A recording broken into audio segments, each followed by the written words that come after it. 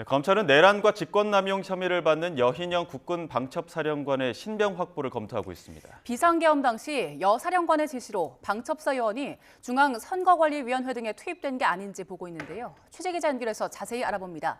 권준수 기자.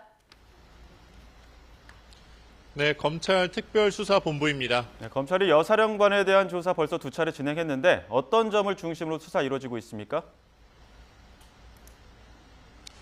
네, 검찰은 어제 여인영 방첩사령관을 불러 12시간 넘는 고강도 조사를 진행했습니다.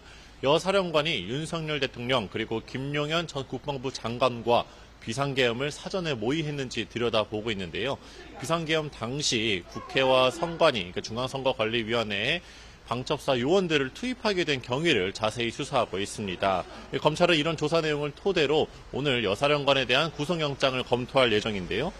영장을 청구하면 김 전 장관에 이은 검찰 특수본의 두 번째 피의자 신병 확보 시도가 됩니다. 육사 48기인 여 사령관은 윤 대통령, 김 전 장관과 같은 충암고 출신인데요. 검찰은 여 사령관이 비상계엄이 해제된 이후 정치인을 포함한 주요 인사 10여 명 등 체포 명단을 폐기하라고 지시했다는 진술도 확보한 것으로 알려졌습니다.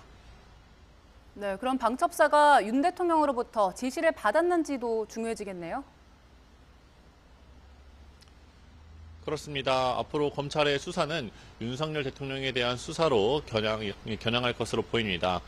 여 사령관은 윤 대통령이 사석에서 여러 차례 계엄을 언급해왔고 이게 비상계엄 당시에는 전화로 국회에 진입하지 못하는 이유를 물었다고 진술한 것으로 알려졌는데요.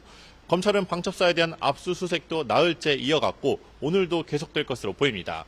또 검찰은 계엄 선포 이후 방첩사와 경찰 국가수사본부 간부가 연락한 정황을 파악한 것으로 전해졌는데 방첩사가 경찰과 구체적인 공모를 벌인 건지 수사하고 있습니다. 검찰은 조금 전 10시부터 김정근 3공수 특전여단장에 대한 참고인 조사도 진행하고 있는데요. 계엄 당시 중앙선관위에 투입된 공수부대가 누구의 지시를 받은 건지 등을 구체적으로 조사할 예정입니다. 지금까지 검찰특별수사본부에서 YTN 권준수입니다.